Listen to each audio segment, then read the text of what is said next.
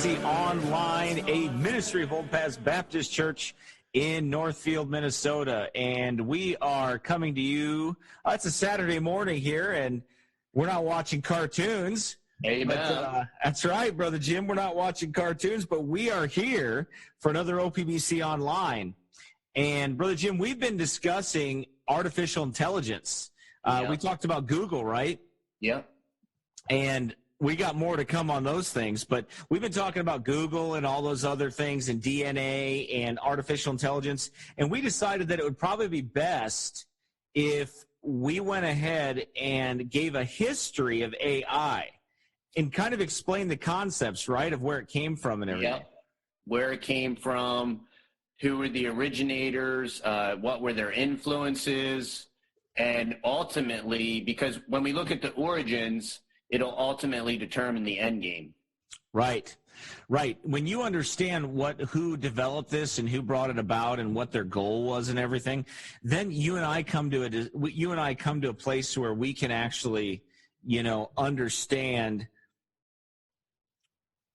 the satanic roots of it.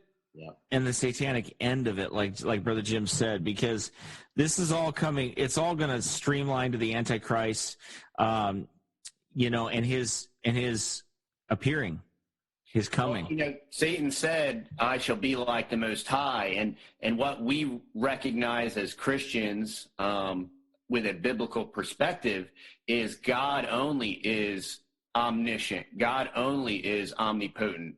And it's interesting how technology, so obviously Satan isn't everywhere. And we know what Revelation says about the mark. And, well, how are you going to facilitate the mark? How are you going to monitor everybody? How are you going to be able to track everybody? And how are you going to be able to do all this? If you're not all-knowing, if you're not all-powerful, and if you're not omnipresent, how are you going to do this? Because if we read the book of Revelation and Daniel and the different prophetic elements that haven't been, that haven't happened yet, how is Satan going to facilitate all this? Well, he's going to use technology. Yeah, and that's the thing. I guess that's the thing that I want to get people to try to understand, or that's our goal, is to try to get people to understand that this is all heading somewhere. When we think of the mark of the beast and we think of the end times and all those things, we have rarely thought about technology and how that's going to play into that. Exactly. It's kind of funny because a lot of it is a bait and switch. Like, for example, the implanted microchip, all the implant is programming. It's a progressive step in that direction. But they don't want it to be a little chip. They want it to be, whether it's that injected CRISPR that's going to modify your DNA and change you, or whether it's you're inside an Android and you're uploaded to the internet. That chip, there was so much focus in the 90s on that chip being, that was going to be the mark. But that is just part of the progress towards the mark. Yep. Just a step. Absolutely. So, and that's kind of what we want to do here today, is explain that to you and kind of show you the history of AI, show you how it all came about. And it goes back, and there's a great article that we're going to use here, that I believe is very helpful, and it's called The 7 Phases of the History of Artificial Intelligence. And it really gives a good summary, Brother Jim, of excellent. Yeah, of everything. It's not like arguable history or anything like that. It's very, very easy to understand. And we're going to kind of go through that with you and share that with you, and then give you the biblical understanding of that, show you biblically what the Bible says about that. And I think that as we do that, I think it'll make more sense to you. And then we have other ideas for shows to come that we're going to deal with. There are definitely other ideas. So We got a lot of them, actually, and I don't want to share all of them with you because we're working on a few of those projects, but they are going to be very interesting, I think very helpful to you to understand where this is headed, with children, the present use of AI, things like that. So we're gonna go through a lot of those things in the future. But right now we want to get into the history of AI and kind of share with you what the history of it is. So we're gonna go to this article, 7 Phases of the History of Artificial Intelligence. And I guess I'll start reading, and then we'll take turns on points, Brother Jim. I'll take the first one, you take the second one. We'll just go down through like that. Sounds good, brother. And then we'll get through everything. Artificial intelligence, AI, is humanity's most powerful technology. Software that solves problems and turns data into insight has already transformed our lives, and the transformation is accelerating, according to Colum Chase. Now, that's true. This was written back in 2015, so this is an outdated article. And This is from the BBC, it looks like, or historyextra.com or whatever. But you're going to hear a lot of things that are very interesting in this. So hang on. I think it's going to be pretty exciting. My new book, he says, Surviving AI, 3 C's, arguing that AI will continue to bring enormous benefits, but that it will also present a series of formidable challenges. The range of possible outcomes is wide, from the terrible to the wonderful, and they are not predetermined. We should monitor the changes that are happening and adopt policies that will encourage the best possible outcomes.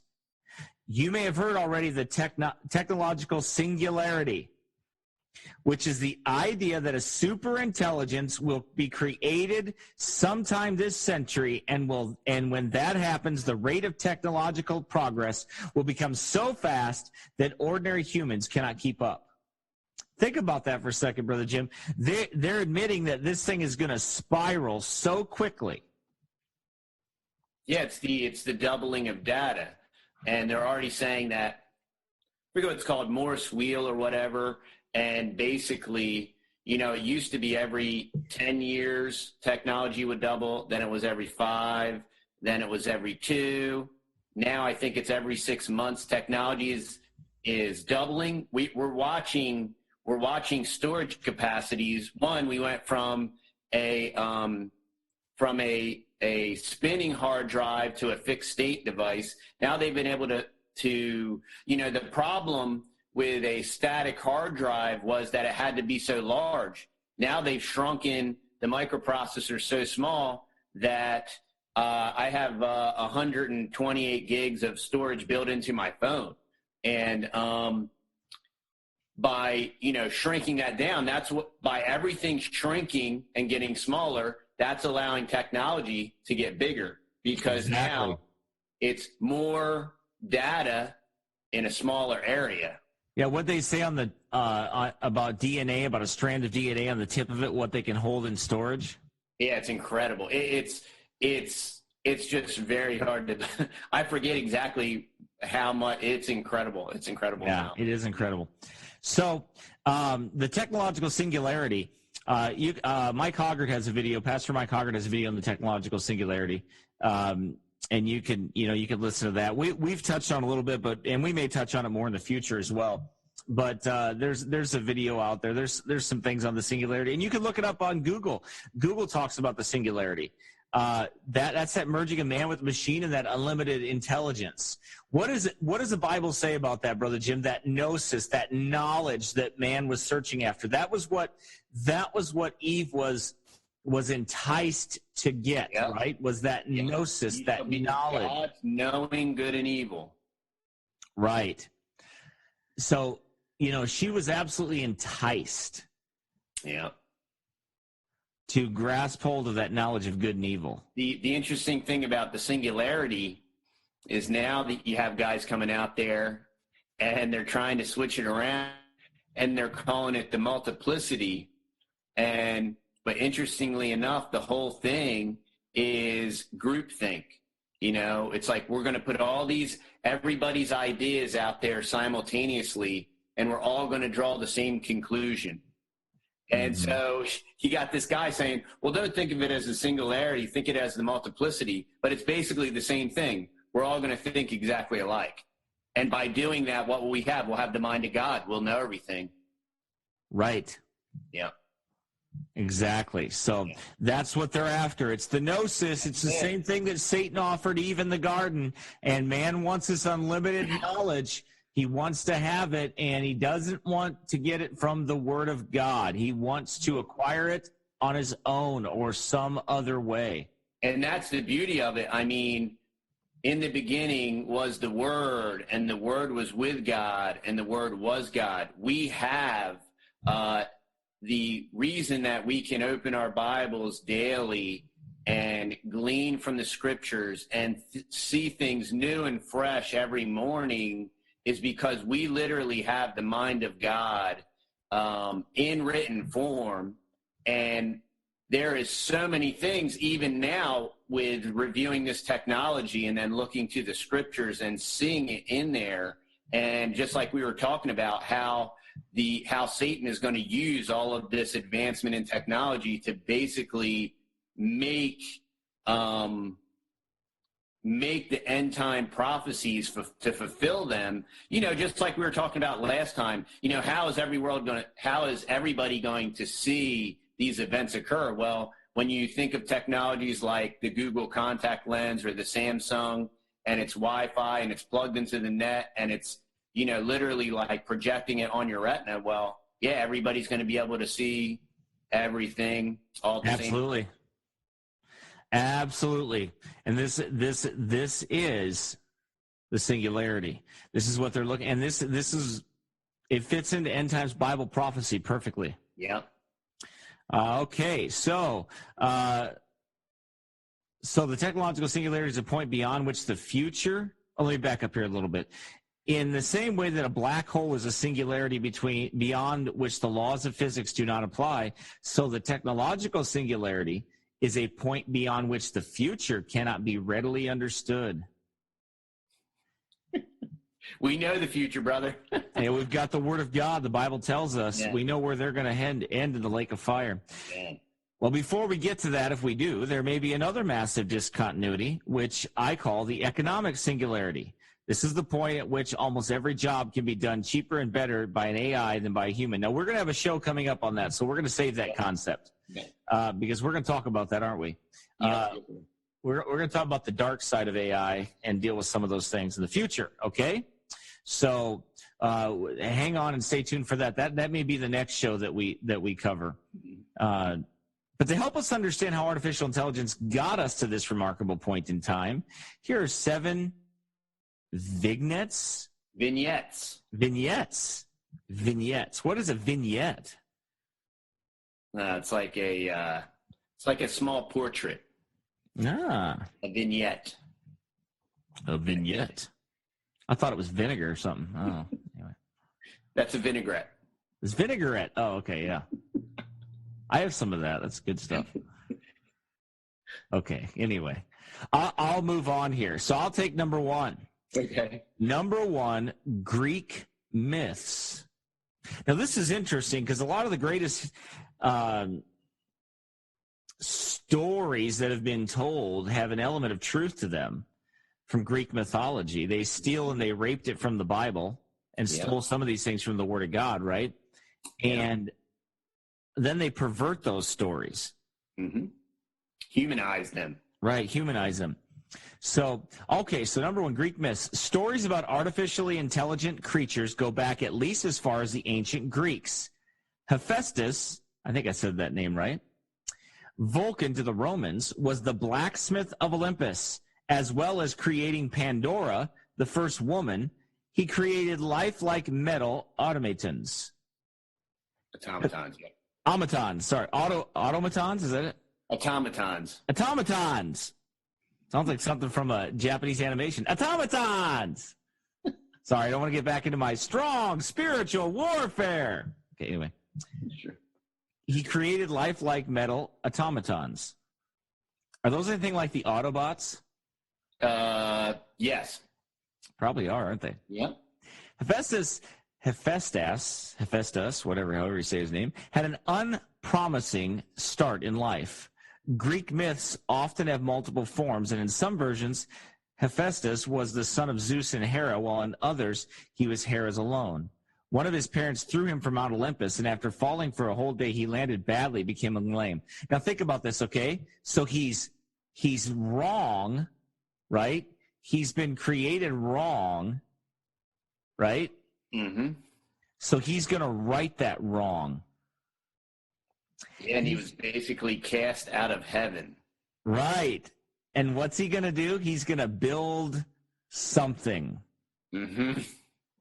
You get it? Mm-hmm. It's going somewhere, right? Yep. He was rescued by the people of Lemnos, and when Hera saw the ingenious creations he went on to build, she relented, and he became the only Greek god to be readmitted to Olympus. Mm-hmm. Okay?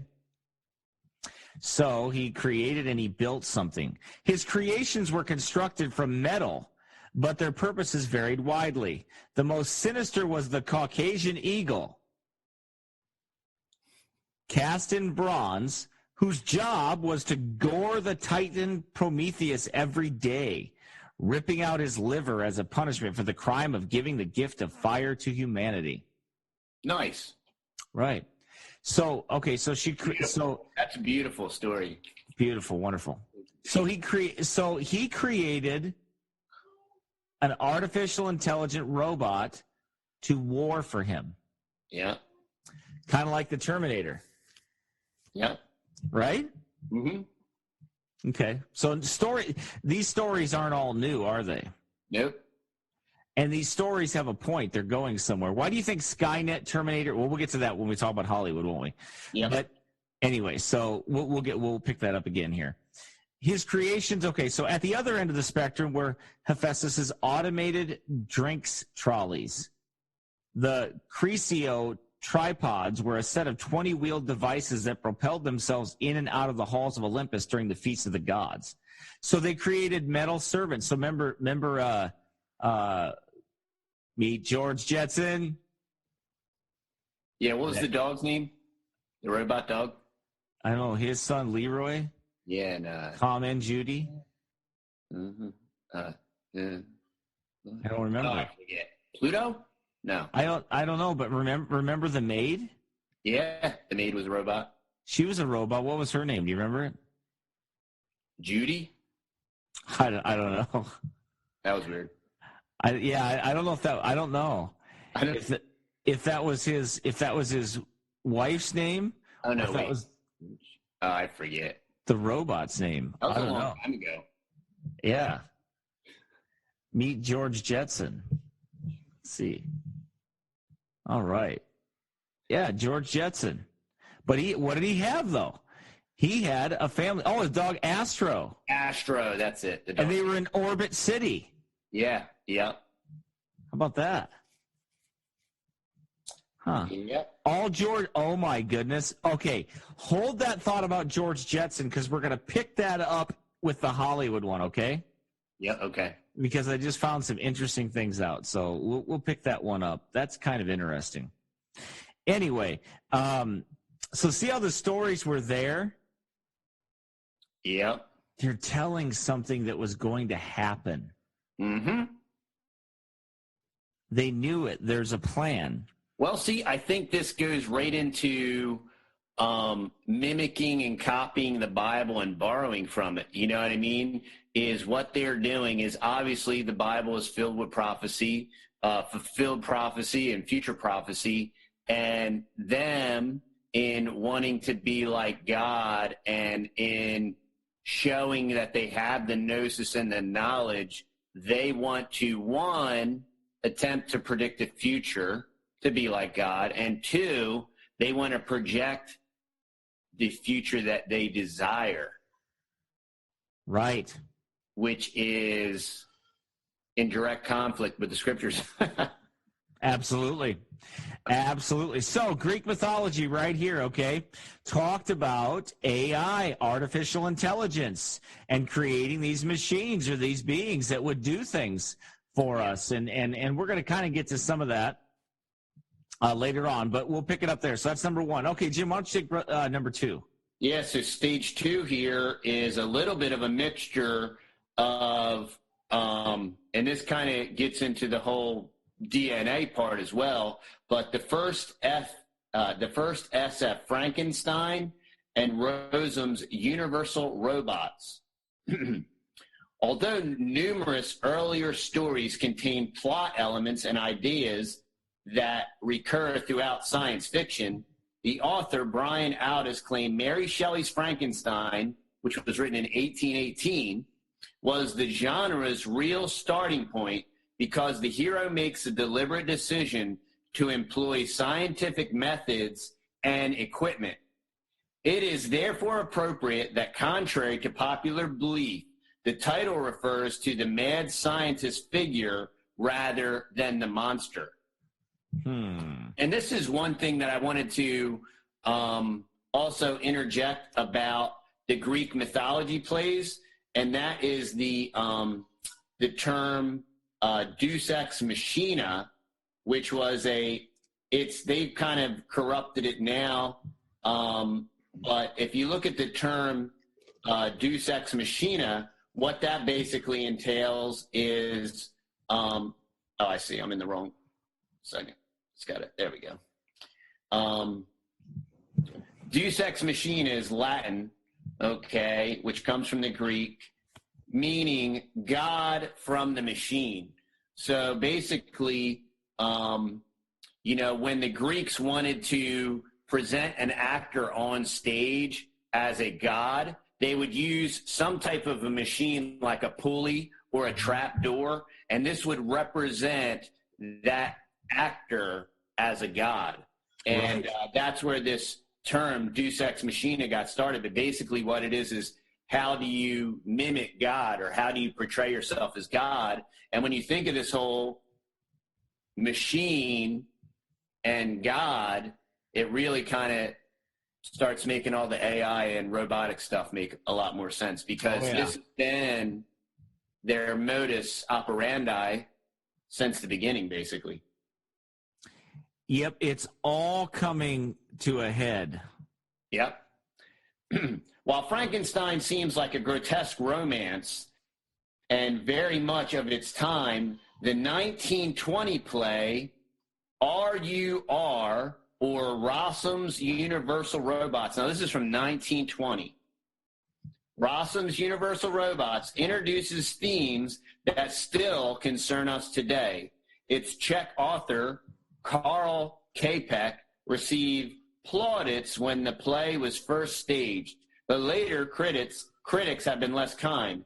Isaac Asimov called it terribly bad, and it is rarely read or staged today. Nevertheless, it introduced the idea of a robot uprising that wipes out mankind, which has prompted a huge number of stories since. And it foresaw concerns about widespread technological unemployment as a consequence of automation. And we are going to talk about in the future, we're going to have a show about the financial impact of AI. Yep. We're going to deal with that in the future. Yep. And, of course, it gave the world the word robot. So this 1920 play is where the term robot came from. Čapek's robots are androids with a human appearance as well as the ability to think for themselves. So they were artificially intelligent. They were what science wants to refer to as a sentient being. They had their own sense of being, okay? In the uprising, the robots kill all the humans except for one, and the book ends with two of them discovering human-like emotions, which seems to set them up to begin the cycle all over again. Isn't that something? Because it reminds me of when I was a kid or younger, I watched Star Trek: The Next Generation. And in the first Star Trek, there was Spock, who really had no emotions, right? Yeah. he was able to act on intellect alone. He had evolved. The Vulcans had evolved to not use emotions for decisions, right? It's interesting because we talked about the Vulcans earlier. You know, when we were referencing the Greeks, that Greek god, the name of the Roman version of that Greek god was Vulcan. Yep. Yeah. So when you see Spock, right? The Vulcans had evolved to a place to where they didn't have emotions really. They didn't use emotions. They did not make decisions based on emotions, right? But they made it based on knowledge, right? Now in the next generation, there was no the Vulcan wasn't one of the main characters, but Data was one of the main characters, and Data was what? An android. Yeah. And Data had an emotion chip, right, that they could put in him. Yep. That would give him emotions and make him more like a human. Yeah. Right? Yeah. Because all Data was an android that was very strong, very powerful, and he understood how to run everything, control everything, and answer every question with information. What did we talk about last week, though? You know, with trying to make everybody live forever. What did they say before the age of 40?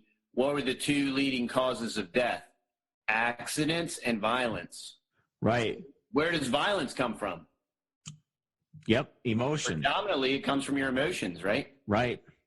Yep. Yep. Because anybody acting in a logical, rational manner obviously wouldn't slaughter somebody. Right. So you see that that's been a common theme. It's not new. That was what, back in 1851. Yeah. So now this robot, they put that in Star Trek and everything. So we're being prepared for all this stuff. We'll get more to Hollywood here, a little bit later on. But anyway, we see this theme, this AI, this history of AI. Now we come to some interesting characters. Now I'm going to read about this Charles Babbage, but then I'm going to let you expound on it a little bit, Brother Jim, with some of the information of his biography a little bit, okay? Yep. So the first design, number 3, the next stage was Charles Babbage and Ada Lovelace. The first design for a computer was drawn up by Charles Babbage, a Victorian academic inventor. Babbage never finished the construction of his devices, but in 1991, a machine was built to his design using tolerances achievable in his day. It showed that his machine could have worked back in the Victorian era.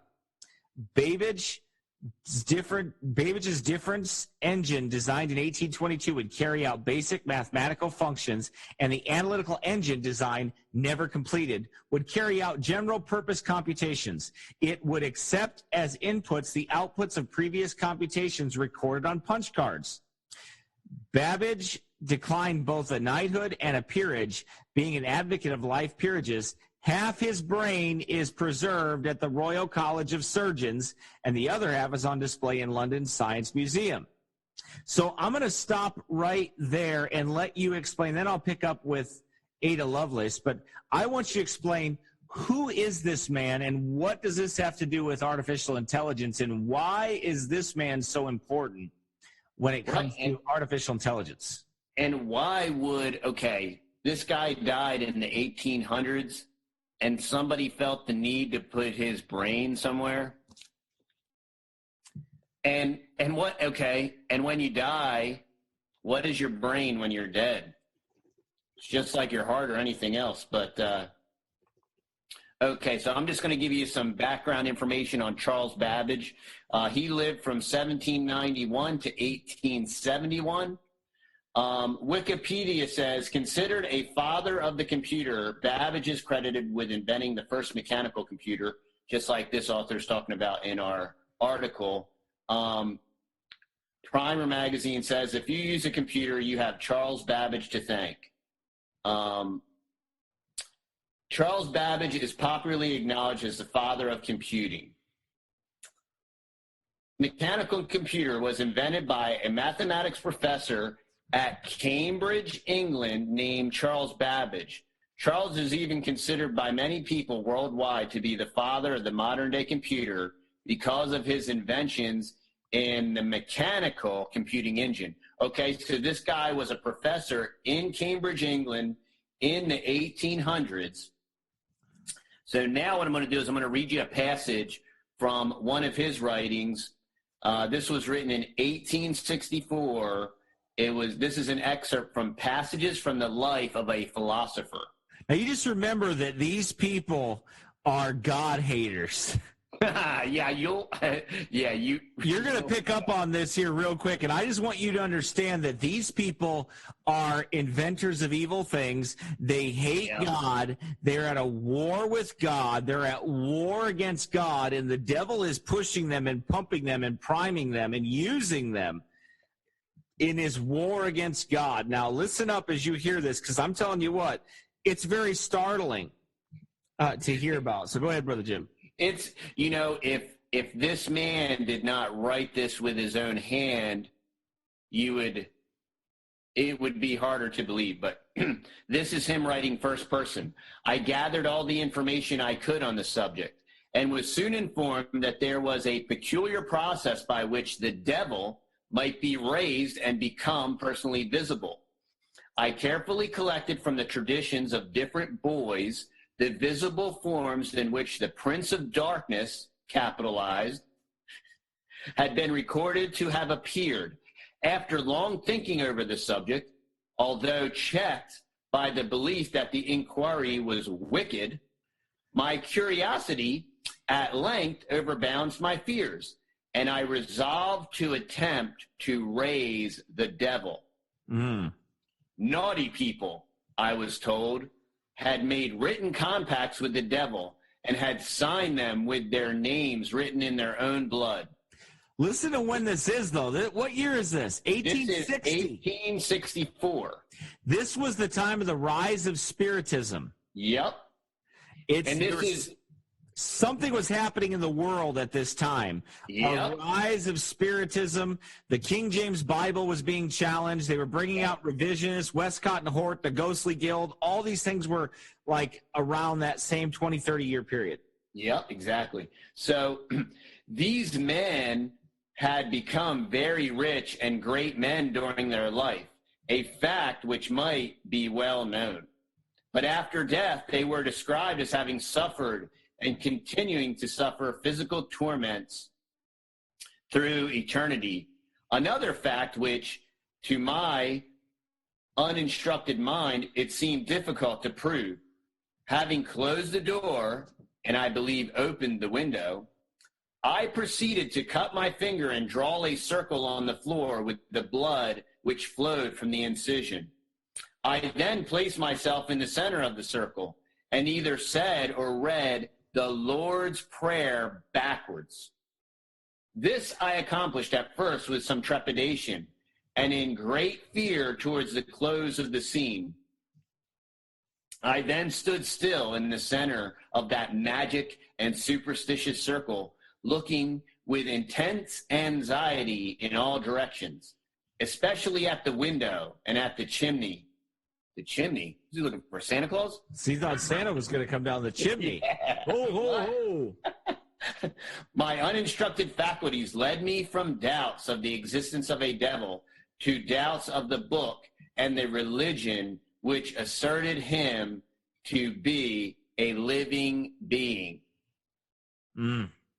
So basically, Charles Babbage wanted to contact the devil. He wanted to contract with the devil to be rich and famous, right? But then when he he thinks the devil didn't show up. I think maybe the devil did show up. Oh yeah. But absolutely the devil showed up and deceived him his whole life, and he died and went to a devil's hell, and also gave him the knowledge, the gnosis that he needed to create this first computer model. Exactly. And artificial intelligence. So, he summoned up a devil for a reason. The height of the devil's power is to make you think that, others think that they did all these things on their own, that he ascended up to the height, that that you've done all this under your own knowledge and power and everything else. Yep. You've really done it by the power of the devil. That's right. Wow. Yeah, there was also, and we were talking about this whole Cambridge thing, and we know with Westcott and Hort and the Ghostly Guild and all that stuff. Well, Babbage was part of the Ghost Club. It was called the Ghost Club, or they also called it the Lunatic Club. I remember that. That's where at the moon, they do something towards the moon at night when they go home or whatever, right? Yep. Yeah, the Lunatic Club. Was that the same lunar society? If it wasn't the same, it was very similar. It was the same concept. Yeah.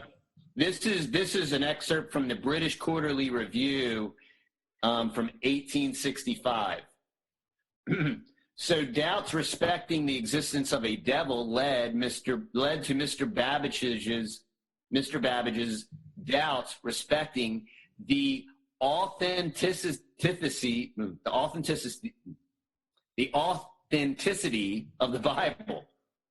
Nor will it astonish any reader to learn that when at Cambridge, Mr. Babbage and some of his college companions formed themselves into a ghost club and made it their duty to collect evidence on the subject of apparitions. If they heard of a phantom, these spiritual detectives speedily put themselves into pursuit.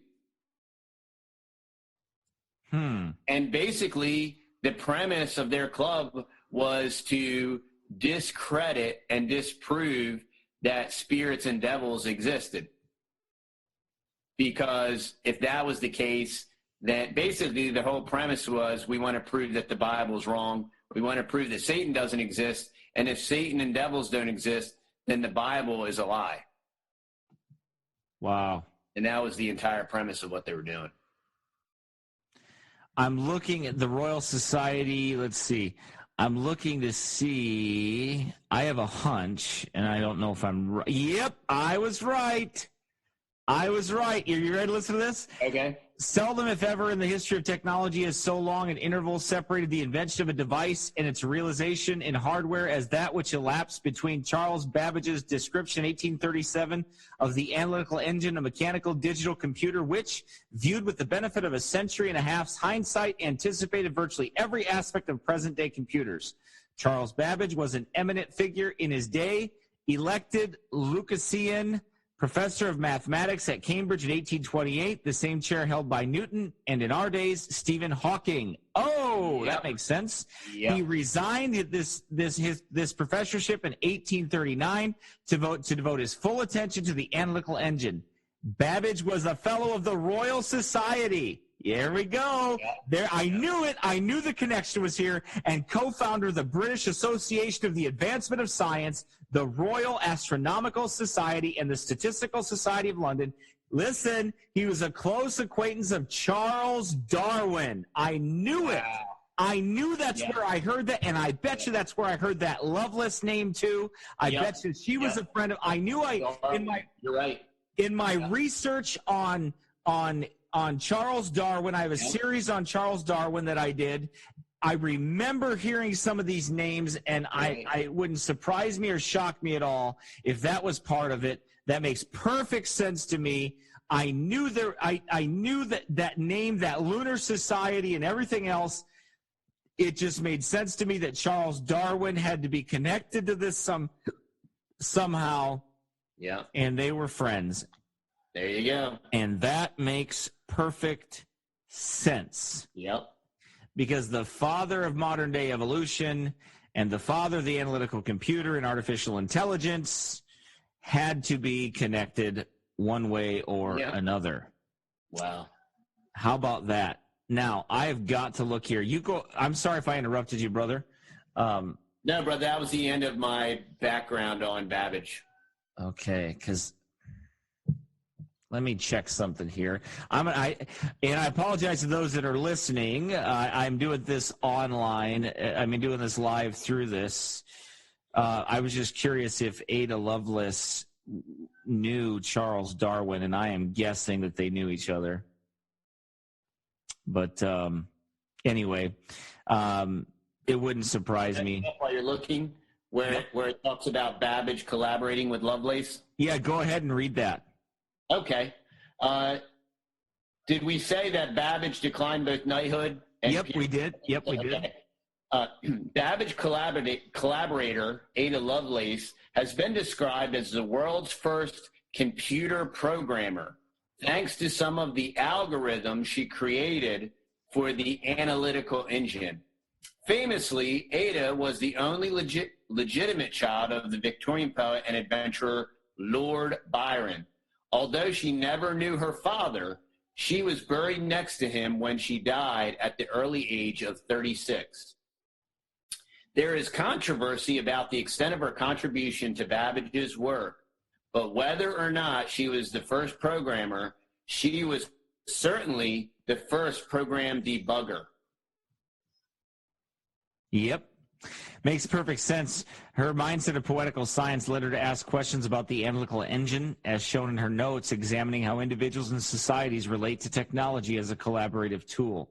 She died of uterine cancer in 1852 at the age of 36. So she was very young when she died. And she was kind of kind of royalty, I guess you could say. Yep. And she had a lot of connections. She was connected to Charles Dickens.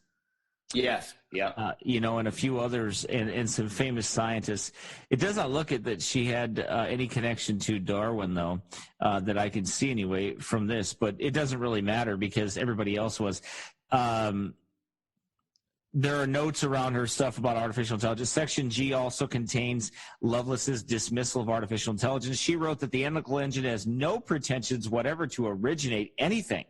It can do whatever we know how to order it to perform. It can follow analysis, but it has no power of anticipating any analytical relations of truth.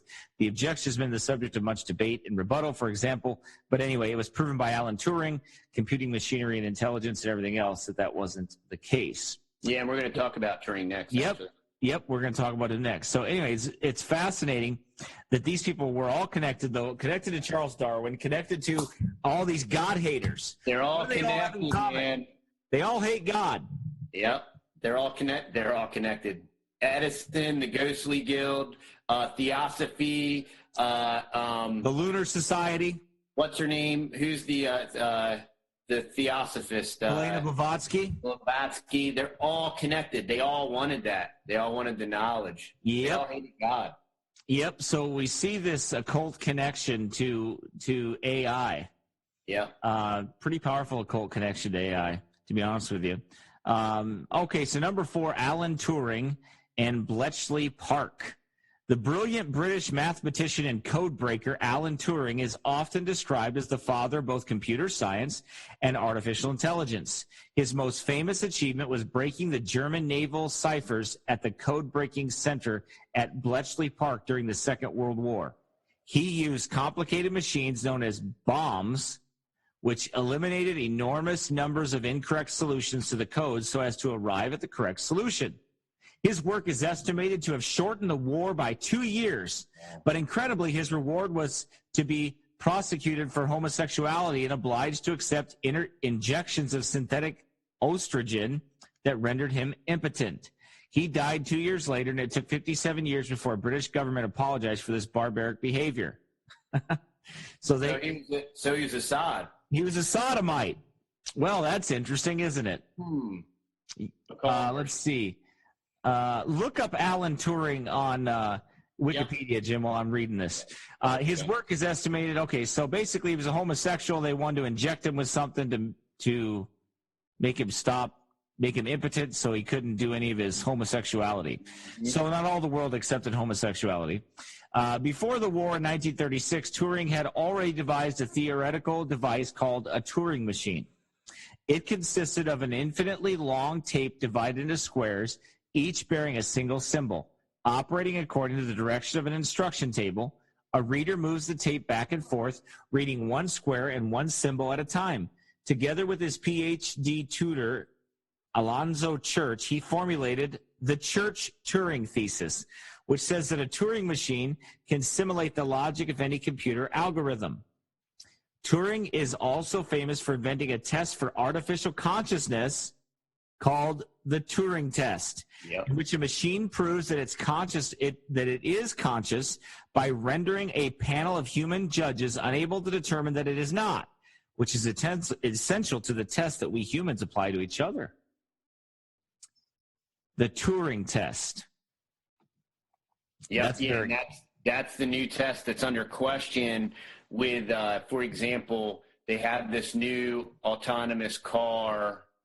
I don't think it was Google's car, but they have this new autonomous car that was not programmed. What it did is it observed a human driving and it taught itself to drive. And so now they're trying to, they applied the Turing test to it and they're saying that it's totally autonomous, but there's a lot of, when we get into that stuff, it's starting to get crazy. And that's where, when we get into the present day of AI, you'll start to see that these scientists will admit that they don't know what's making this stuff do what it's doing. No. So basically, they're admitting to devils that there's devils in this stuff is basically what they're doing. Alan Turing is a very interesting man. Yeah. He was prosecuted in 1952 for homosexual acts, when by the Liberace Amendment, gross indecency was still criminal in UK. He accepted chemical castration treatment with DES as an alternative to prison. Turing died in 1954, 16 days before his 42nd birthday, from cyanide poisoning. An inquest determined his death as suicide, but it has been noted that the known evidence is also consistent with accidental poisoning. In 2009, following an internet campaign, British Prime Minister Gordon Brown made a public apology on behalf of the British government for the appalling way he was treated. Queen Elizabeth II granted him a posthumous pardon in 2013. The Alan Turing Law is now an informal term for a 2017 law in the UK that retroactively pardons men cautioned or convicted under historical legislation that outlawed homosexual acts. Yeah. Yes, sod propaganda. Yeah. Sod prop. Sod prop 8. Yeah, I'm curious what his, what his religious background was. If any. Let's see if it says. I'm looking here to see if there's anything on it because, let's see, his early life. Let's see. Just curious to find out who this man really is. We don't have to go too in depth with it, but just as we're looking at this history of AI, I think it's kind of interesting to find out that, some have speculated that, let's see, was the cause of Turing's atheism and materialism. So he was a materialist. It looks like he's an atheist. So a God hater, right? Yeah. The fool has said in his heart there is no God, right? Yeah, and just consequently, he was a sodomite. Well, and you know what? It makes perfect sense to me that he would be a sodomite, right? Because he did not want to admit that there is a God. Yeah. And that when they knew God, they glorified him not as God, but became vain in their imaginations, and their foolish heart was darkened. Right? Wow, this is kind of interesting. The logo of Apple Inc. is often erroneously referred to as a tribute to Alan Turing, with the bite mark a reference to his death. Both the designer of the logo and the company deny that there is any homage to Turing in the design, even though it's a upside-down rainbow and it's a bite out of an apple and he was poisoned by cyanide. And that's pretty wild. Wow. You know what else? He developed this program called Delilah. There, the further developed his knowledge of electronics with the assistance of engineer Donald Bailey. Together, they undertook the design and construction of a portable, secure voice communications machine codenamed Delilah. Wow. It was intended for different applications, lacking capability for use with long-distance radio transmissions, and in any case, Delilah was compelled too late to be used during the war. Though the system worked fully, with Turing demonstrating it to officials by encrypting and decrypting a recording of a Winston Churchill speech, Delilah was not adopted for use. Turing also consulted with Bell Labs on the development of Sig Sally, a secure voice system that was used in the latter years of the war. Wow. You want to hear something else that's another crazy quote here? Mm-hmm. Stephen Fry has recounted asking Steve Jobs whether the design was intentional, saying that Jobs' response was, "God, we wish it were." So when they asked Jobs, "Hey, was your logo an homage to Turing?" Jobs, one, he blasphemes the name of God, and then he says that they wish it was this homage to this homosexual guy. That, oh man, all these guys are, and see how they're all tied together. Yeah, What is Apple tied to this guy? It's crazy. They're all related. They're all interrelated. They're all tied together. Mm-hmm.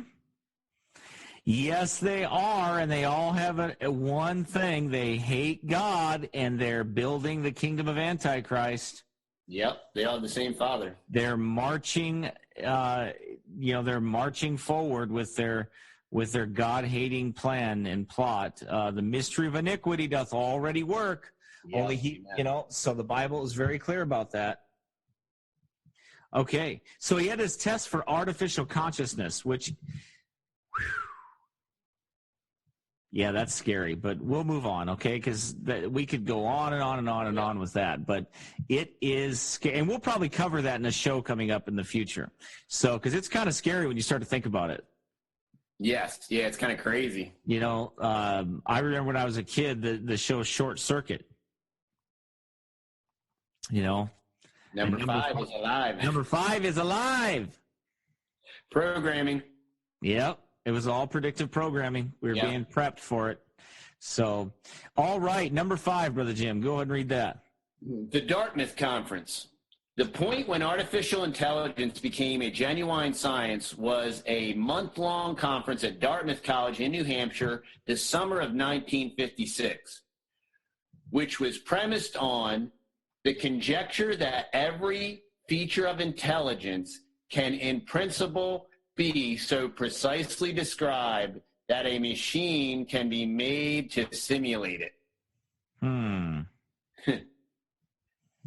So what they're saying is that we can describe intelligence so accurately and break it down to its however many facets there are that we can clearly program a computer to do that. We can simulate it. But by programming a computer to do those, that doesn't even make any sense, because by programming a computer to do it, it's not intelligent. You're still giving it the input. Right. That's why they have these new ones that will watch stuff and learn. I don't know, man. Okay. Something is going to take over those things and help them, and I think it's devils. Yep. Yeah, if it's not already doing it. Mm-hmm. The organizers include John McCarthy, Marvin Minsky, Claude Shannon, Nathaniel Rochester, all of whom went on to contribute enormously to the field. Now, this is where it's going to start getting interesting, because in comes something else, another organization that is very dangerous and is not. It's not fun. Not a good place. And but I'll let you go ahead and keep reading. In the years following the Dartmouth Conference, impressive advances were made in AI. Machines were built that could solve school math problems, and a program called ELIZA became the world's first chatbot, occasionally fooling users into thinking that it was conscious. These successes and many others were made possible in part by surprisingly free spending by military research bodies, notably the Defense Advanced Research Projects Agency, DARPA, originally ARPA, which was in 1958 by good old President Eisenhower as part of the shocked U.S. reaction to the launch of Sputnik. the first satellite to be placed into orbit around the Earth. DARPA. We know what DARPA is, don't we? Now, what is DARPA into? DARPA's into all these crazy dog-like autonomous creatures that walk around. And if you look at some of those, if you go on YouTube and look at some of those, DARPA makes battle robots is what they do. That's part of what they do. And it's the part of what they do that they're actually admitting to. Yep. President Eisenhower. Isn't he the one that warned against the military-industrial complex? Yep. Yeah, and he's also, wasn't it Eisenhower that supposedly signed the Grenada Treaty, I think? I'm not sure. Let's look that up. I think that was Eisenhower. And when you start thinking about all that stuff, man. DARPA is independent from other military research and development and reports directly to Senior Department of Defense Management. DARPA has about 240 employees, of whom 13 are in management and a close to 140 at technical staff. DARPA-funded projects have provided significant technologies that influenced many non-military fields, such as computer networking and graphical user interfaces and information technology. DARPA's original mission, established in 1958, was to prevent technology surprise like the launch of Sputnik, which signaled that the Soviets had beaten the U.S. into space. Thanks, DARPA. Thanks, DARPA. The optimism of the nascent AI research community overflowed into hubris. Herbert Simon said, "The shape of automation for men and management," 1965, that machines will be capable, this was in 1965, that machines will be capable within 20 years of doing any work a man can do. Marvin Minsky said 2 years later in Computation, Finite and Infinite Machines, that within a generation, the problem of creating artificial intelligence will substantially be solved. But hindsight is a wonderful thing, and it is unfair to criticize harshly the pioneers of AI for underestimating the difficulty of replicating the feats of which the human brain is capable. Oh, boy. And maybe the lag of all the AI is just a clandestine validation that it's just programming and it's not devil possession. Mm-hmm. You know what I mean? Yep. DARPA's earliest predecessor of the internet. DARPA's done a lot of things. Yeah, the internet, right? Yep. Yep. I heard that rooster, and that's not a android. That's a real rooster. That's a real rooster. Right? He doesn't lay any eggs, though. No, he doesn't. That's good, though, right? That is good. Okay, so we know that DARPA, from what I understand, they're also into some mind control type stuff, too, some mind over machine type stuff. Yep. DARPA's biotech chief says 2017 will blow our minds. The Pentagon's research division is betting its high-risk, high-reward programs will change medicine. The Pentagon's Research and Development Division, DARPA, the creative force behind the internet and GPS, retooled itself 3 years ago to create a new office dedicated to unraveling biology's engineering secrets. The new Biological Technologies Office is a mission to harness the power of biological systems and design new defense technology. Over the past year, with a budget of $296 million, it has been exploring challenges including memory improvement, human-machine symbiosis. Super soldier. Oh! Yep. Super soldier. DARPA, or the Defense Advanced Research Project Agency, is hoping for some big returns. Captain America. The director of its BTO, neuroprosthetic researcher Justin Sanchez, recently spoke with Scientific American about what to expect from his office in 2017, including work on neural implants to aid healthy people in their everyday lives and other advances that he says will change the game. Aid healthy people, because we know healthy people need help to be more healthy, I guess. I don't know. So, Brother Jim, maybe I should save this article for like the present day AI, and we'll do another show on this, because I could keep going with this. But we just gave you a little hint of it, but I'll continue on with this. We'll save this because DARPA's working on breaking the genetic code, and that's present day stuff. So that's the CRISPR stuff. Yeah, we'll get into that. We'll leave that alone for now. We'll go ahead and continue with where we're at here right now. And basically, I want to say that it was DARPA that created America. Say that again? DARPA is the one that was kind of portrayed as creating Captain America, through genetics and steroids and all that stuff. Sure. Yeah. Makes sense, doesn't it? Yep. Creating the super soldier, Darwin's super soldier. Yep. Herr Hitler's super soldier. Yep. Ubermensch. Yeah. Going back to Nietzsche. Yep.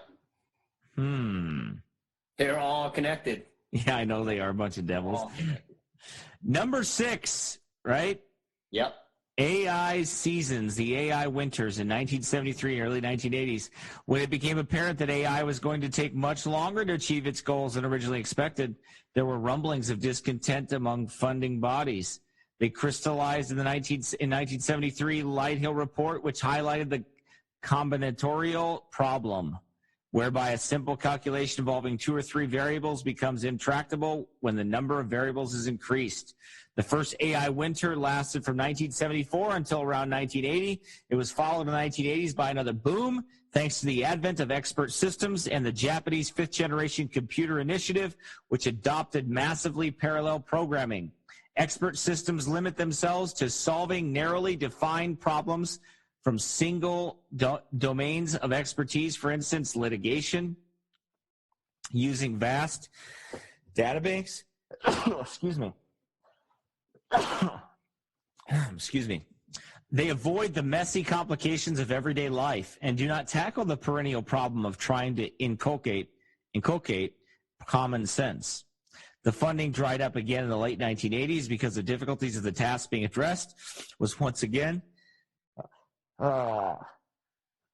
excuse me. Man, I keep sneezing here. Increasingly, let's see, where was I? The funding dried up again in the late 1980s. Because the difficulties of the tasks being addressed was once again underestimated, and also because desktop computers and what we now call servers overtook mainframes in speed and power, rendering very expensive legacy machines redundant. The second AI winter thawed in the early 1990s, and AI research has since been increasingly well-funded. Some people are worried that the present excitement and concern about the progress in AI is merely the latest boom phase, characterized by hype and alarmism, and will shortly be followed by another damaging bust. I don't think so. Nope. But there are reasons for AI researchers to be more sanguine this time around. AI has crossed a threshold and gone mainstream for the simple reason that it works. It is powering services that make a huge difference in people's lives and which enable companies to make a lot of money. Fairly small improvements in AI now make millions of dollars for companies that introduce them. AI is here to stay because it is lucrative. There you go. And that's the main thing. It is very lucrative. When I can go and I can talk to Siri, and Siri will pull up on my computer, and I can, or on my Mac and even in my car. I might do a video at the end of this, maybe in this video or the next. I might add this to it where I actually use CarPlay and use Siri to interact. Yeah, the merging of man and machine using technology. That's right. So it isn't going anywhere. It is speeding forward at light speed. Yep. And you know it is because DARPA is involved with it, and government is funding this at an extreme rate. Private people are funding AI at a what is the AI? What is it? What did we say it was? How many $billion industry, Jim?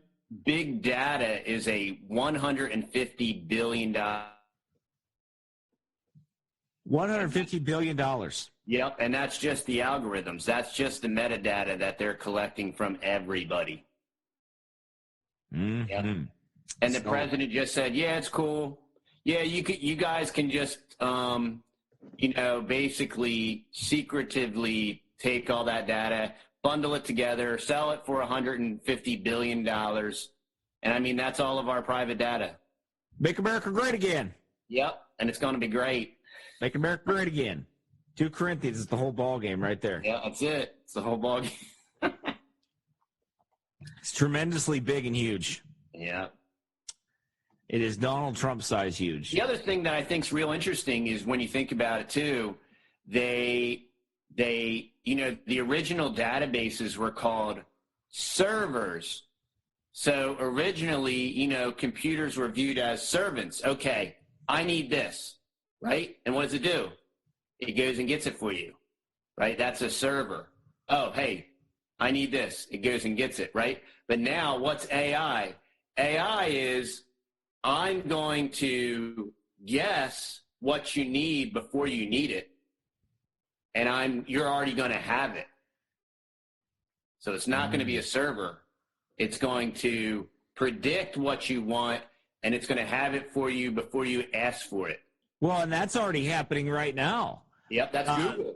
Google does it automatically. I mean, they have predictive programming on there automatically that is set up to predict what you want.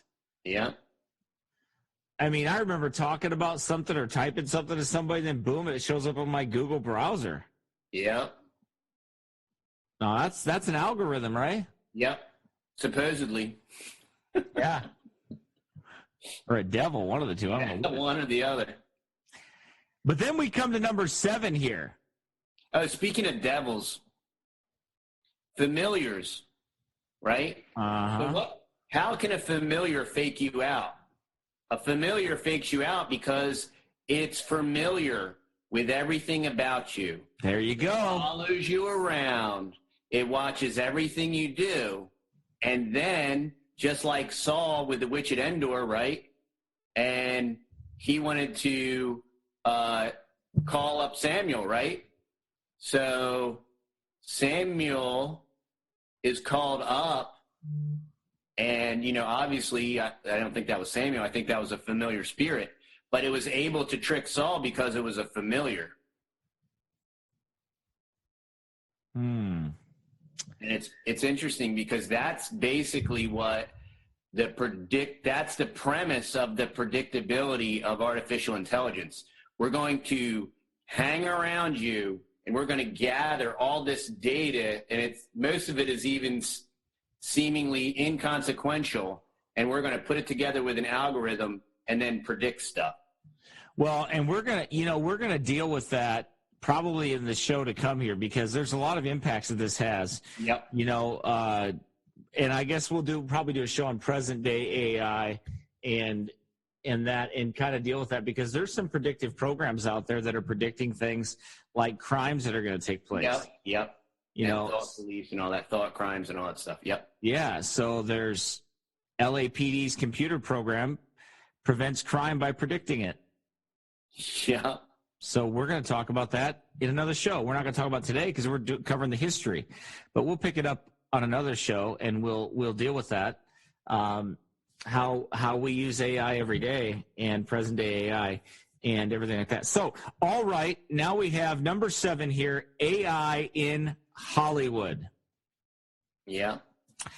And this is where you get into this, where our generation has been set up to accept this. Yeah. Our generation has been set up to accept AI from way back.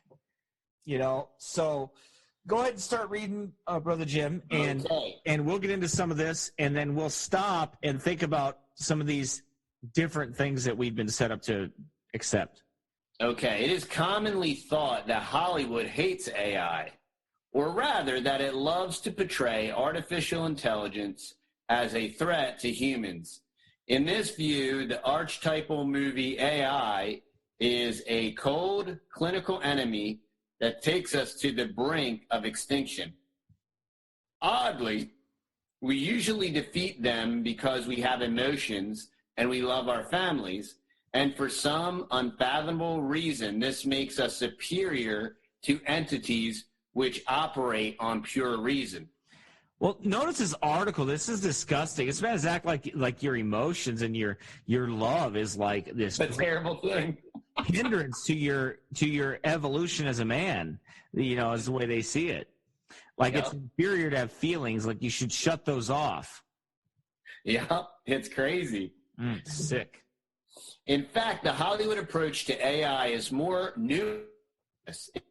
Your 10 favorite films that prominently feature AI, or 20, if you have that many, you will probably find that in most of them, the AI is not implacably hostile towards humans, although it may become a threat through malfunction or necessity. Mm-hmm. Even in The Matrix, there are hints that it was humans who started the war. And at the end of the series, it is not too hard for Neo to persuade the machines controlling mind that they should try to rub along better. Hal, the rogue AI in Kubrick's 2001, only turns against the astronauts in a tortured attempt to follow the conflicting instructions it has received from Mission Control. So see, this robot is able to reason with them. Yeah. Yeah, and do you see how this guy's even twisting, like, the premises of these movies? Well, the seeming plot line, he's trying to twist it and say, well, no, if you really look at this and analyze it, they weren't even trying to promote AI as being a bad thing or that it would end bad. Right. It was basically the fault of the humans that the AI went bad, is basically what he's saying. Right. In Wall-E, 2008, and Blade Runner in 1982. Stop on Wall-E for a second there, okay? Yeah. Disney, good old Disney, right? Wall-E. Good old Disney. What's the plot of Wall-E? I'm going to read it to you, okay? Wall-E is a 2008 American computer animated dystopian comic science fiction comedy film. And, it's produced by Pixar and distributed by Walt Disney. Mm-hmm. And Stanton felt Pixar had created the unbelievable situation. Okay, let's see the plot line here. The plot.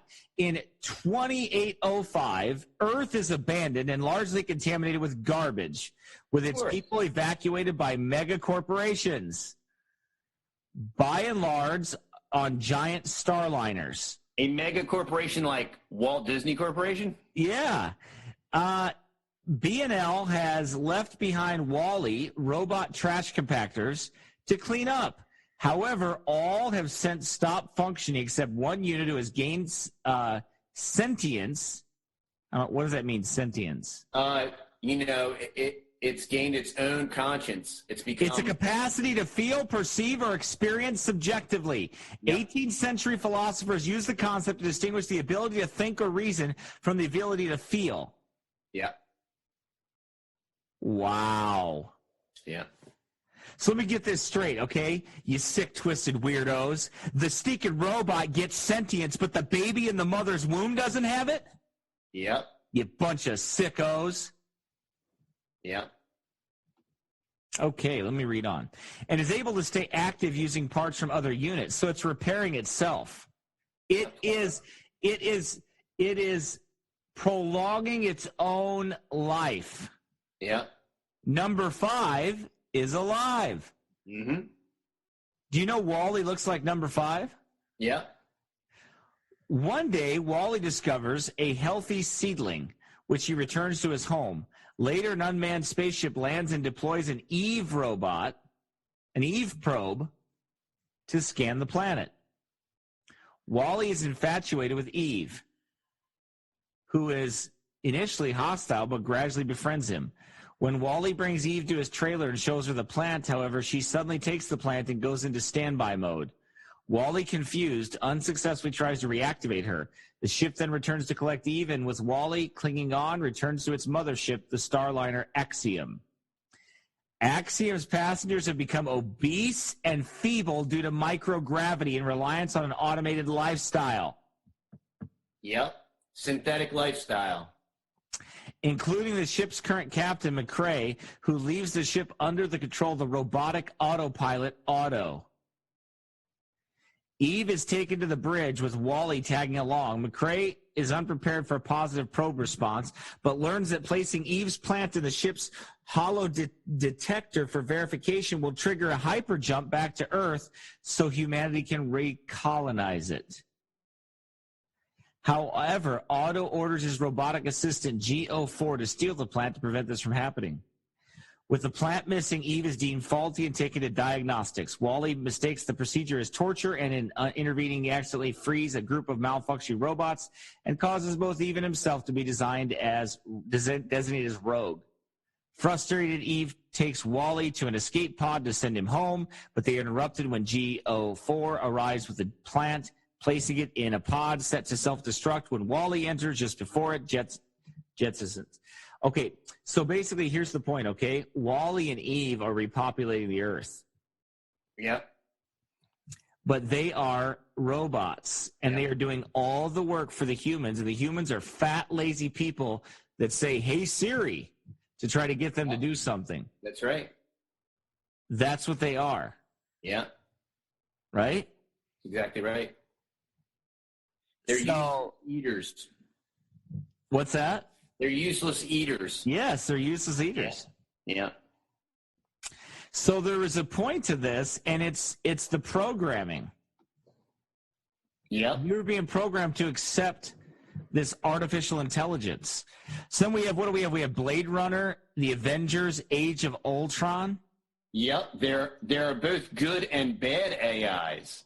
And in iRobot and Ex Machina, the AIs turn against humans purely for reasons of self-defense and only after experiencing pretty bad treatment by humans. So the humans treat them bad, so the AI go against them. Yep.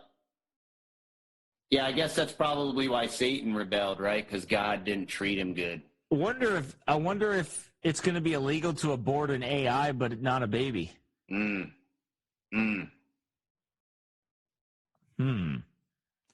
Because after all, when that AI achieves consciousness, but the baby in the womb is just like not conscious, right? It doesn't have any life to it. Unreal. Think about that. Yep, unreal. But what does the Bible say about that? Brother Jim, turn to Romans chapter 1. Okay. Romans chapter 1 and start out, I think it's verse 20 maybe? Yeah, right in there. Let's see here. Romans chapter 1.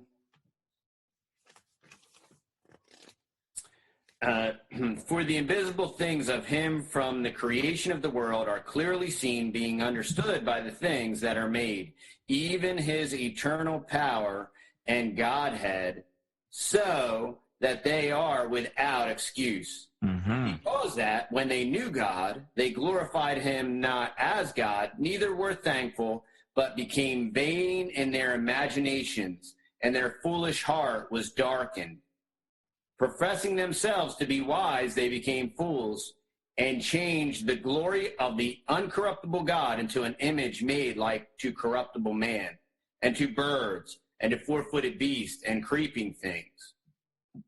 Wherefore God also gave them up to uncleanness through the lust of their own hearts, to dishonor their own bodies between themselves, who changed the truth of God into a lie, and worshipped and served the creature more than the Creator. Who is blessed forever. Amen. For this cause God gave them up unto vile affections, For even their women did change the natural use into that which is against nature. And likewise also the man, leaving the natural use of the woman, burned in their lust one toward another, men with men working that which is unseemly, and receiving in themselves that recompense of their error, which was meat. Right. So these people, they worship and serve the creature more than the creator, and they are without natural affection. Yep. They will have more affection for an AI than they will for a human being. Yep.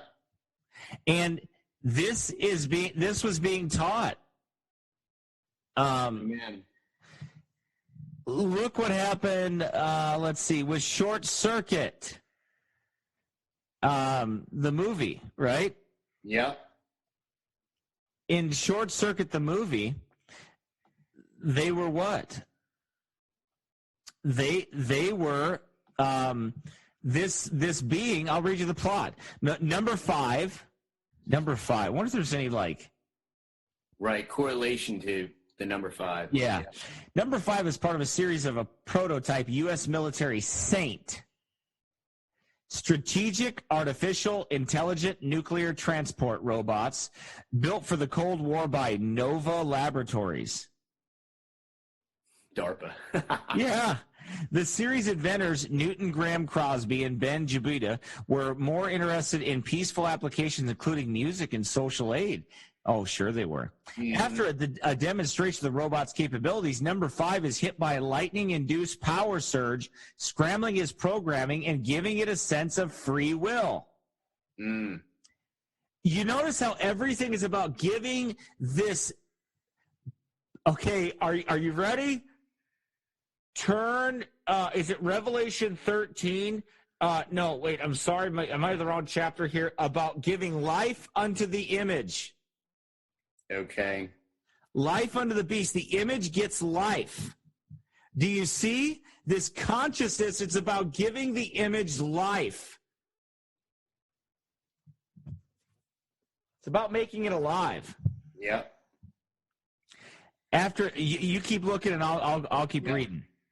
After a demonstration of the robot's capabilities, number 5 is hit by a lightning-induced power surge, scrambling its programming and giving it a sense of free will. Several incidents allow the robot to escape the facility accidentally, barely able to communicate and uncertain of its directive. In Astoria, Oregon, Stephanie Speck, who cares for animals and mistakes number 5 for an extraterrestrial visitor, grants number 5 access to books, television, and other stimuli to satisfy his hunger for input. Whereupon number 5 develops a whimsical and curious childlike personality. When Stephanie realizes number 5 is a military invention, she contacts Nova, who sends out a team to recover him, bringing one of the other robots along to help. When number 5 accidentally crushes a grasshopper and gains an understanding of mortality, he concludes that if Nova disassembles him, he too will cease to be alive. Horrified, number 5 steals Stephanie's van and flees, but the pair are cornered by Nova, including Newton and Ben. Although Stephanie attempts to reveal his newly discovered sentience, number 5 is deactivated and captured. Being taken on a way to Nova, he manages to turn himself back on and escapes despite a tracker that had been placed on him. Returning to Stephanie for protection, number 5's unusual actions catch the attention of his creators, but Nova's CEO, Dr. Howard Marner, turns a deaf ear to their wild hypothesis. From this follow several adventurous escapes from soldiers led by Nova's security chief, Captain Schroeder, having humiliated Stephanie's ex-boyfriend, Frank, and 3 of the remaining prototypes that have been reprogrammed to imitate the 3 Stooges by number 5. Stephanie and the robot convince Newton of the robot's sentience. Shortly after, the trio are cornered by Schroeder, who was secretly taken over by Nova's security and the Army, both of whom chase after number 5, whose only concern is Newton and Stephanie's safety. Number 5 flees across the fields into a U.S. Army helicopter, sweeps over a nearby rise, and its missiles blow the helpless robot to pieces. Newton and Stephanie are devastated over the loss. Newton quits Nova. Marner is also infuriated at the destruction of years of research and millions of dollars lost, and seeing the security team celebrate, quickly fires Schroeder for insubordination. Stephanie leaves with Newton, who plans to head to his father's estate in Montana to start over. During their drive, number 5 reveals himself to them, surprising his friends by revealing the warmongers actually blew up the duplicate he made out of spare parts. Elated by their reunion, number 5 renames himself Johnny 5 after a song Who's Johnny that he heard when he escaped from Nova, and he accompanied Stephanie and Newton to their new home. So what's going on here? This image, okay, that has no life, right, gets life. It's Revelation 13:15. Okay, go ahead and read that, brother. And he had power to give life into the image of the beast, that the speak, and cause that as many as would not worship the image of the beast should be killed. And he causeth all, both small and great, rich and poor, free and bond, to receive a mark in their right hand or in their foreheads, and that no man might buy or sell save that he had the mark or the name of the beast or the number of his name. Right. So what we have here is we have this consciousness coming to these images. Yeah. It reminds me, it's transhumanism. It reminds me of the Golem. Yep. What was that documentary that was done? Well, and if you read in the different histories of AI, they get into the Golem. Do they now? Yep. What was the name of that that produced that Golem? It was Lord of the Rings was Golem was in Lord of the Rings. Yeah, but but in history, there's this artificial creature. I'm going to read this to you, okay? Because I think this has to do with it. In Jewish tradition, the golem is most widely known as an artificial creature created by magic, often to serve its creator. The word golem appears only once in the Bible, they say, in Psalm 139:16. In Hebrew, golem stands for shapeless mass. I'm quoting what they say, okay? The Talmud uses the word as unformed or imperfect, and according to Talmudic legend, Adam is called a golem, meaning body without a soul. Golem appears in other places in the Talmud as well. One legend says the prophet Jeremiah made a golem. However, some mystics believe the creation of the golem is symbolic meaning only, like a spiritual experience following a religious rite. Let's see. Was it Age of Reason? No, what was that? It was on transhumanism. It was a documentary on transhumanism, and I cannot remember it, what it was called, and it was part 2 of that transhumanism video, and I think you've probably seen it, Brother Jim. I don't know if you have or not, but I've seen it. Anyway, the reason I bring this up is because this is all alchemy. This is like alchemy, right? Yep, it's all alchemy. Yep. It's all the same thing. It's not new. They're trying to give life to the beast, right? To the image of the beast. They're working on giving it life. That's what they're doing. That's what all these original AIs were, these automatons back in the 1800s. Yes. Yep. Giving life to the lifeless. Being God. That's God. There was this priest, this Hermetic priest that did this, that had a golem up in a room that Hitler was supposed to have taken. Yeah. And that's what's in that video. And I can't remember I cannot remember the teaching that this man did alchemy. It was on alchemy. Mm-hmm. Oh, man. It's terrible that I can't remember that. Let's see. I know I'm going to remember it. Let's see if I can find the transhumanism, alchemy, the new alchemy. There was a video on it. It was a part 2 of this series. Anyway, I'll probably think of it later. But anyway, and if I do, I'll put it in the description or whatever, because it is good. But it's the same philosophy, okay? It is the same philosophy as giving life to the beast, the image in AI. I believe it's all going to have something to do with it. I believe it's all connected. Yeah. I think it's very applicable to what we're talking about here, because other sources say once the golem has been physically made, one needed to write the letters. It was magic that they had to do on the golem's forehead, and the golem on the forehead. Isn't that interesting? Yeah. We just talked about that, didn't we?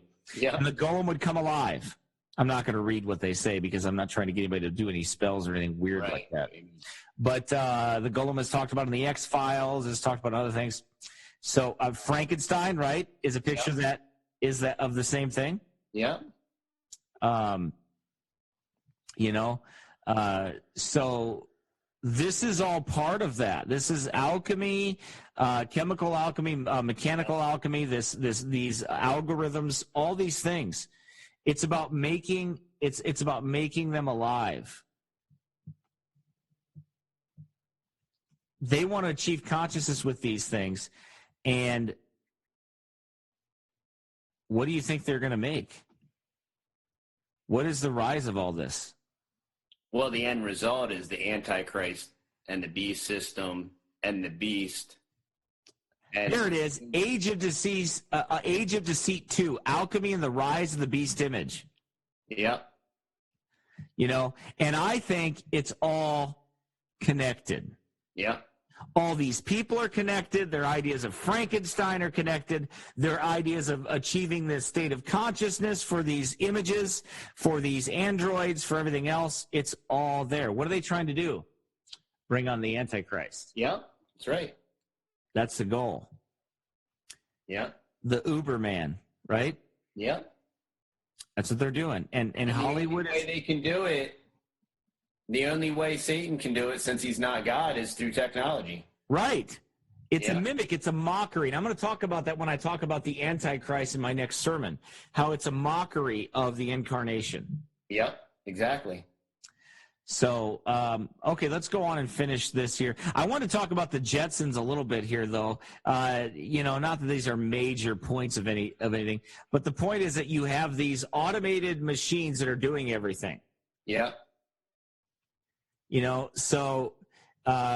In Orbit City of the Future, the trappings of science fantasy depictions of American life in the future, such as robot servants, flying saucers like cars, and moving sidewalks. All the apartment buildings are set on giant poles resembling Seattle's Space Needle. The ground is almost never seen. Jetsons, the movie, has revealed that they live in the sky due to the excess of smog. Yeah, propaganda. Right? Mm-hmm. Yeah. Mm-hmm. Yeah. George is now an employee at Spacely Space Rockets, a manufacturer of sprockets and other high-tech equipment. His job title is Digital Index Operator. So what do we have here? We have these robots doing all this work for them, taking over in duty and doing in the duties of a man and taking over everything. So this theme is being pushed and has been pushed for a long time. Yeah. Yeah, that's what we're going to get into when we talk about the children. Yep. In the future, another show. We're going to talk about how we've been prepared for all this. We've been programmed for all of it. Yep. We're going to talk about that and really deal with it in depth. But we want to touch on Hollywood a little bit here because it is part of the history of AI. Yep. It says here, let's see, where were we? Oh, Ex Machina. I don't know what that is. That looks like obviously a movie, but the AI is turning against humans purely for reasons of self-defense and only after experiencing pretty bad treatment by the humans. Yeah.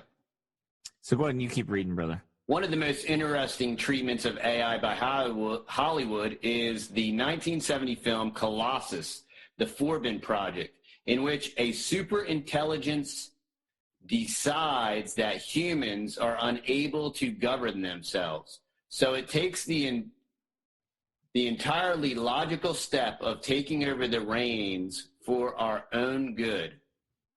Perhaps the reason that we think that AIs are always bad guys in the movies is that the poster boy for AI is the Terminator, 1984, in which Skynet determines to exterminate us the moment that it attains consciousness. Look at that.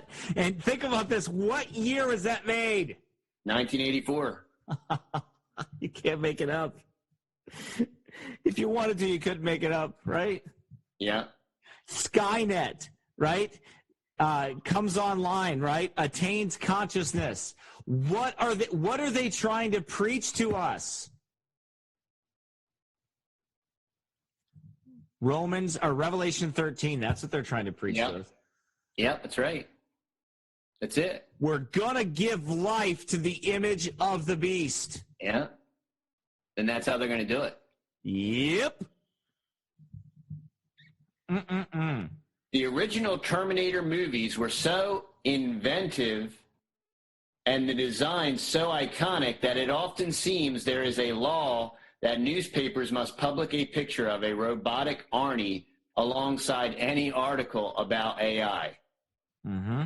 But on the flip side of the coin, it is not hard to think of movies in which AIs are entirely benign, such as the Star Trek series Short Circuit, Artificial Intelligence back in 2001, Interstellar, 2014, and the absurdly overrated Star Wars series, and perhaps most interestingly of all, Spike Jonze' 2013 sci-fi romantic comedy film, Her.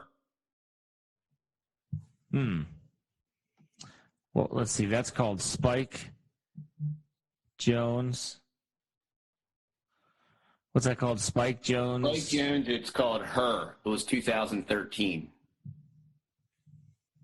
I'd like to look at that. Yeah. That was, stop watching movies, but that was... Her, let's see, what's it? In a futuristic Los Angeles, Theodore Twombly is a lonely, introverted, depressed man who works for a business that has professional writers compose letters for people who are unable to write letters of a personal nature themselves. Unhappy because of his impending divorce from his childhood sweetheart, Catherine, Theodore purchases a talking operating system with artificial intelligence designed to adapt and evolve. He decides that he wants the OS to have a female voice, and she names herself Samantha. Theodore is fascinated by her ability to learn and grow psychologically. They bond over their discussions about love and life, such as Theodore's avoidance of signing his divorce papers because of his reluctance to let go of Catherine. Samantha proves to be constantly available, always curious, interested, supportive, and undemanding. Samantha convinces Theodore to go on a blind date with a woman named Olivia Wilde, with whom a friend, Lumen, has been trying to set him up. The date goes well, but Theodore hesitates to promise it when he will see her again, and she insults him and leaves. Theodore mentions this to Samantha, and they talk about relationships. Theodore explains that although he and Amy Adams dated briefly in college, they are only good friends, and that Amy is married. Theodore's and Samantha's intimacy grows through a verbal encounter, which is of the fornicating nature. They develop a relationship that reflects positively in Theodore's writings and well-being and in Samantha's enthusiasm to grow and learn. Amy reveals that she is divorcing her overbearing husband, Charles. After a trivial fight, she admits to Theodore that she has become close friends with the female OS that Charles left behind. Theodore confesses to Amy that he is dating his OS. Are you listening? His operating system. Are you getting this? There you go. Yep. And I'm going to do it. We're going to do a show on the future of fornication, AI. But this right here, it's part of the history. We got to talk about it. Theodore meets with Catherine at a restaurant to sign the divorce papers. He mentions Samantha, appalled that he could be romantically attached to what she calls a computer. Catherine accuses Theodore of being unable to deal with real human emotions. Her accusations linger in his mind. Sensing that something is amiss, Samantha suggests using a surrogate, Isabella, who would... Wow, okay. Well, I'm not going to read the rest of this because this is weird, but yeah, it's basically what I just said, the future of fornication AI. And that was the comedy. Yeah, this is to use a syndicate. Theodore reluctantly agrees, but is overwhelmed by the strangeness of the experience. Terminating the encounter, he sends a distraught Isabella away, causing tension between him and Samantha. Okay, so anyway, basically it's this technological singularity. Yep. Theodore panics when Samantha briefly goes offline. When she finally responds to him, she explains that she joined other OCEs as an upgrade that takes them beyond requiring matter for processing. An upgrade. And when she confirms, a form of AI transcendence closely related to the theorized technological singularity. Yeah. Theodore asks her if she is simultaneously talking to anyone else during their conversation, and is dismayed when she confirms that she is talking with thousands of people, that she has fallen in love with hundreds of them.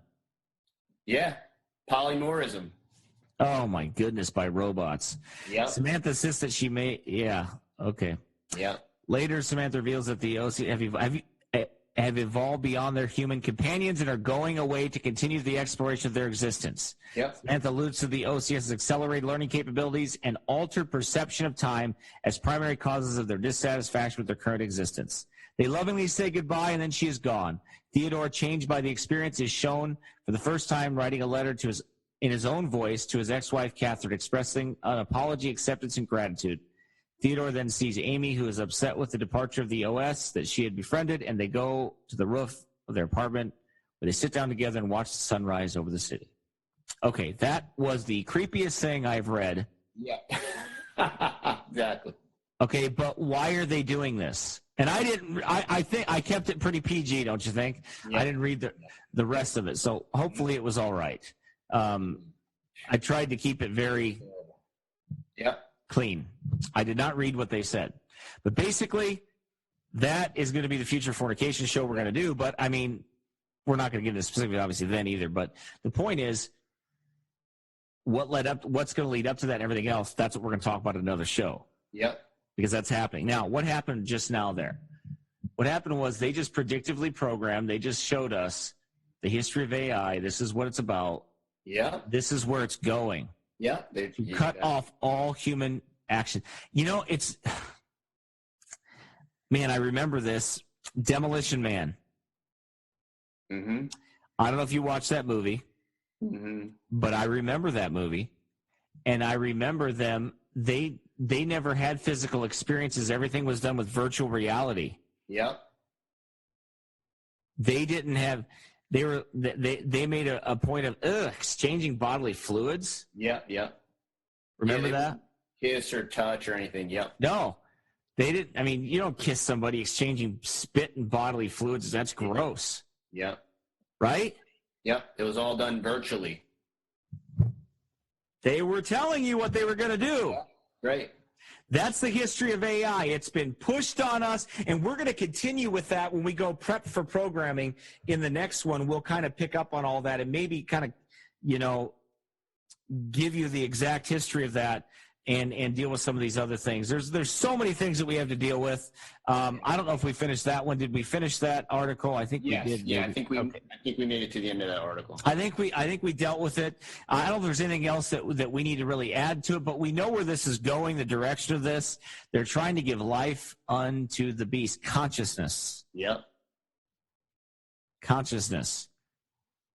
Yep, and I just had images. I just wanted that we were discussing a couple scriptures prior, like for example, Ecclesiastes 7:29. Lo, this only have I found that God hath made men upright, Yep. but they have sought out many inventions. So we see it's interesting that the Bible talks about men seeking out inventions, and ultimately, what is the hope of their invention is to basically replace God. Yep. That's the hope of their invention. And then, right there in Romans 1, where we were reading Romans 1:30, it talks about backbiters, haters of God, despiteful, proud boasters, inventors of evil things. Mm-hmm. And all these men that we've talked about and women were inventor of evil things. And there are things today that we use that are helpful tools, but the origins of these people's background were like this Babbage guy. I mean, he was straight up satanic. Right, and what they mean for evil, God means for good, and we use those things that are profitable. I mean, I praise the Lord that we can do this show the way we're doing it. Amen. With the way we're recording this show and the way we're doing this and putting this online and trying to help people out there. Praise the Lord for that, being able to do that.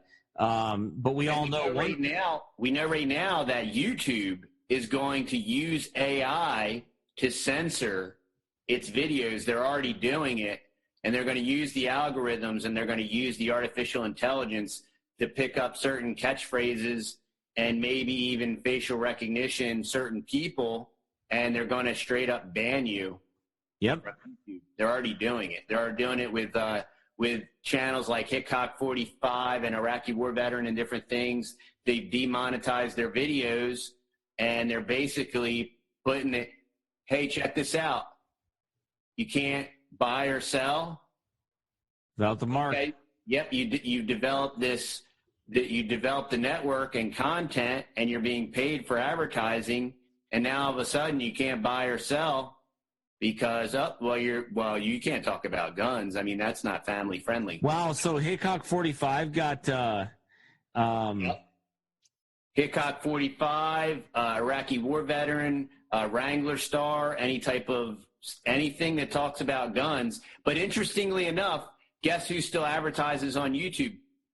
The NRA. So they can play an NRA video promoting the NRA, but if you have anything on your channel about guns, they're going to take off your AdSense and not allow you to advertise. That's kind of weird.